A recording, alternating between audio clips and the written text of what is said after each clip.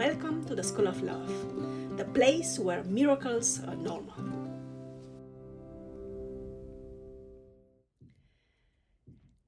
Hello, and welcome to the School of Love, the place where we learn practical tools based on scientific research and personal experience towards improving ourselves, living life to its fullest, and contributing to the best of our abilities to the world around us.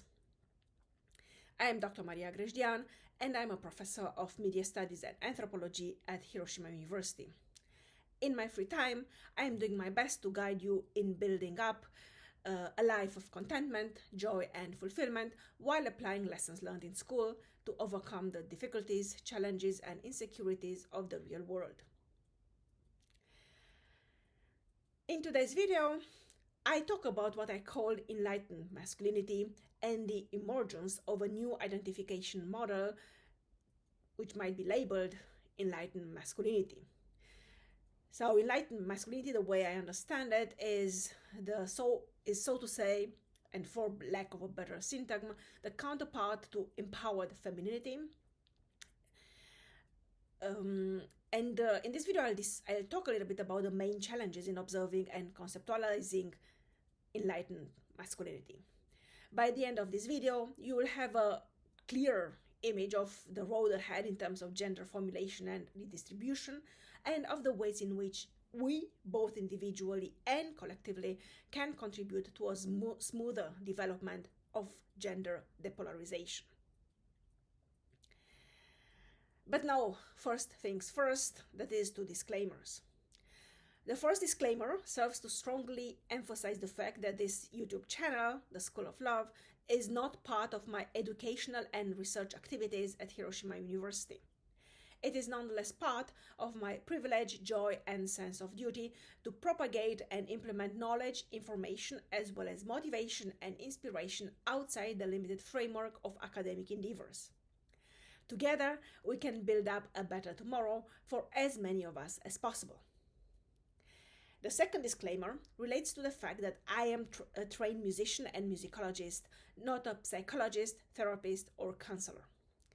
The ideas I am sharing in my videos reflect my deep-going preoccupation with life, my own life, and other people's life, and express the results of my experiences, research, and, for better or for worse, my failures, as well as my recovery from those failures. Recovery which is continuously ongoing. The ideas expressed in these videos, in the videos on this channel, named The School of Love, cannot, may not, and must not replace the consultation with specialists in whichever areas of your life you might have questions or you might struggle with. If you are new to the channel at this moment, I would like to ask you to please consider subscribing, sharing, liking, commenting. Thank you very, very much. This helps us not only with that mysterious algorithm, which seems to dominate the galaxy of YouTube, but also with contributing to the expansion of the community of humans doing their best to impact positively the world and those around them by discovering their authentic selves and living life wholeheartedly. Thanks again. With that being said, let's dive right in today's topic, which, as I said, is the description of a new identification model, which might be labeled as enlightened masculinity. So when we conceptualize a new type of masculinity as enlightened masculinity within the convoluted framework of late modern social reality, one good starting point could be observing the three major heroes of post-World War II. Luke Skywalker from the initial Star Wars series, Harry Potter from the franchise of the same name, and Rurouni Kenshin, which was a Japanese franchise which started as a comics and then moved on through various media by mid-1990s. So it was targeted at male teenagers, and in time has become a larger concept. The main topic and the main character, the plot line deals with the story, the activities, the battles, the struggles of a samurai, a former samurai in early modern Japan. So 11 years after Meiji Restoration, which took place in 1868, so 11 years in 1878. And Rurouni Kenshin is, so being the main character, is he used to be a kill for hire, so an assassin, who had decisively contributed to modernity being installed in Japan, but afterwards he had um, sworn to never kill again, and instead to employ his marvelous skills in protecting ordinary people from evil persons. Yeah.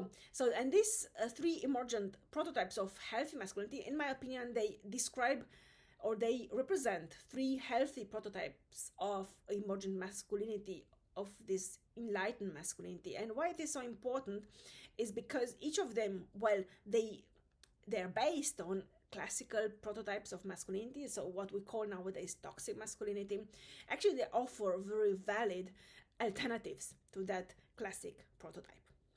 So, and these three emergent prototypes of healthy masculinity, I would argue, showcase three major problems and two necessary adjustments in envisioning the late modern masculine man as a response to the increasingly empowered and liberated late modern woman, feminine or not. And this is a different debate. These five elements are essential for the comprehension of the fluctuating intergender animosity occurring currently, which will dictate sooner or later the flexible dynamics among nations, determined by new patterns of political awareness and economic interrelatedness.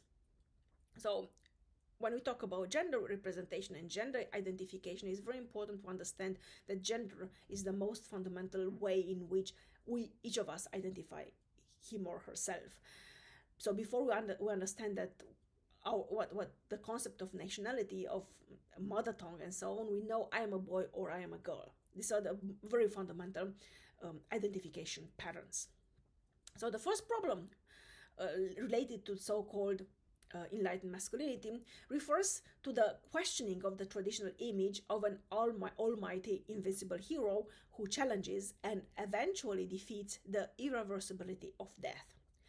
Both Luke Skywalker and Himura Kenshin end up as broken men, overwhelmed by the legends they have become themselves. Their last attempts at rescuing, or at least guiding those they love, coincide with a final kiss of death, so to say, which explains in the end the disappointment and angry outbursts of fans worldwide. When the death of the two heroes, respectively, were explicitly displayed.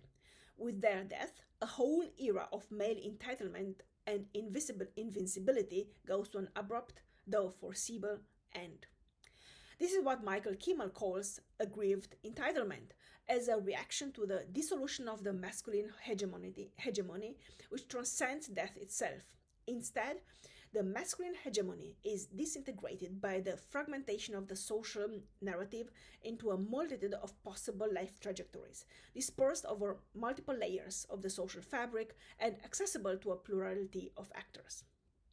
Unlike Luke Skywalker and Himura Kenshin, Harry Potter willingly and openly sacrifices himself for the sake of community, not as an act of defensiveness like Luke does, or repentance like Kenshin, but as an act of kind courage, like his mother had done when she had saved him. His return from the world of the dead is a symbolical reward for life, which started with "end in love." Harry Potter lacks the birth trauma of Luke Skywalker and Himura Kenshin, and he overcomes the tragedy of his own grandeur. Eventually, he chooses to be a simple human, living a peaceful family life surrounded by those he loves. The second problem is connected to the omnipresence of physical strength, aggressiveness, and ruthlessness as exclusive tools in attaining supremacy and total control. While the three protagonists train relentlessly for increasingly challenging encounters with stronger and more reckless enemies, neither of the three heroes is a symbol of physical strength and overtly aggressive attitude. Rather, they are portrayed as slim and quiet, leading an inconspicuous life in the anonymity of lost planets in London's middle-class neighborhood or endlessly wandering through early modern Japan's rural areas. They all prefer to quit fights and do not really show their abilities until challenged to do so, and usually in a context in which they have no other choice. They do not attack and do not hurt the others for the sake of it. Often, they get hurt or get in trouble when running to protect those they love. The third problem highlighted by these three heroes is linked to sexuality and financial, respectively material wealth as defining characteristics of an accomplished man in late modernity. If there is something really touching about the three heroes, is that none of them ever strives to achieve any sort of fame or monetary reward, and even less in terms of status or success with women.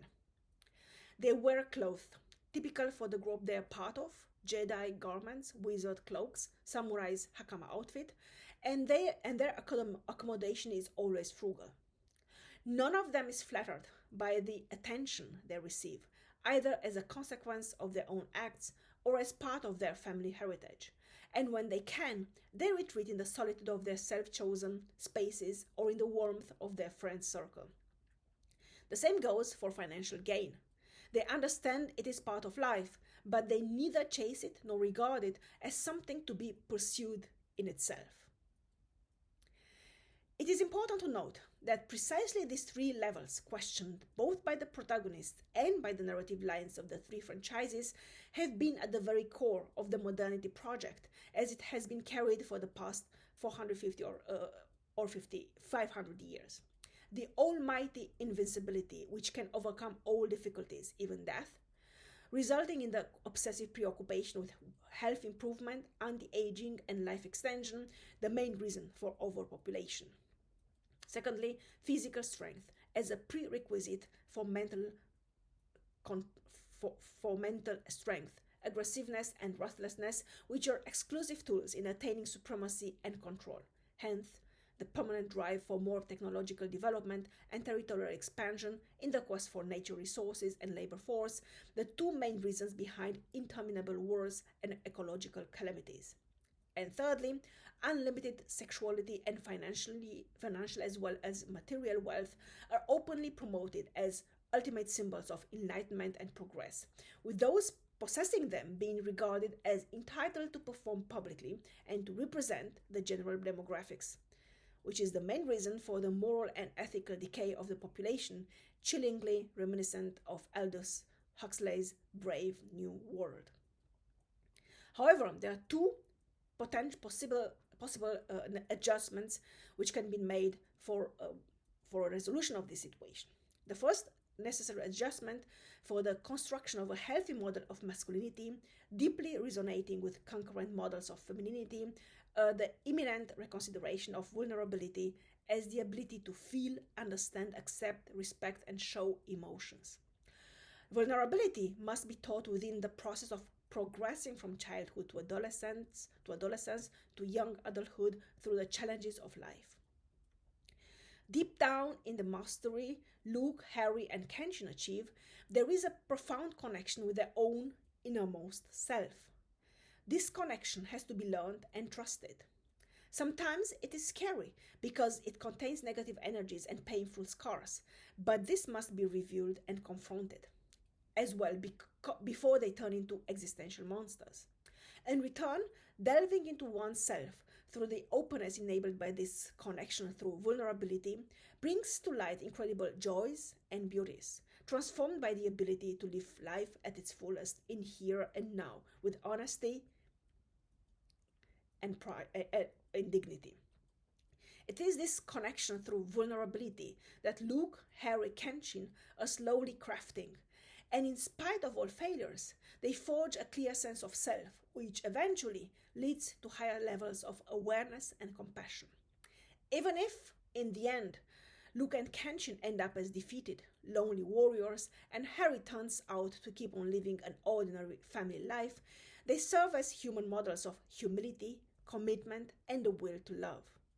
in strike contrast to former requirements of real masculinity or toxic masculinity, which meant that hard training in learning how to cut off emotions and how to perceive and process the world through a cold, purely rational lens, Luke, Harry, and Kenshin choose to love and to care, to address the emotions, and then to act upon them.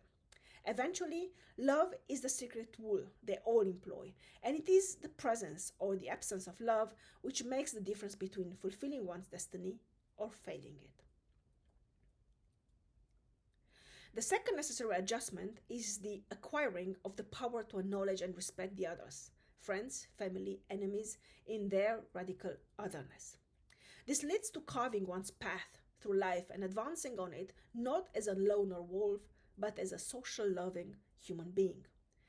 Exceptional individuals in themselves, by means of a predestined life trajectory and of particular achievements, Luke, Harry, and Kenshin learn in the course of their evolution that belonging to a greater whole than the isolated self is what makes their existences so symbolical.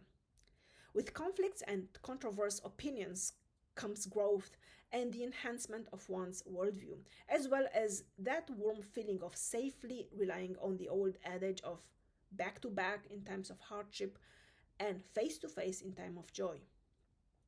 Allowing for differences to unfold, for misunderstandings to be solved, for difficult discussions to take place, creates the space for creativity and fresh solutions, and also leaves room for hope and happy reconciliations. The wordless stoicism of classic masculinity is obliterated by this newly found sense for togetherness in otherness, which is embraced unconditionally, for the most part at least, by all three heroes.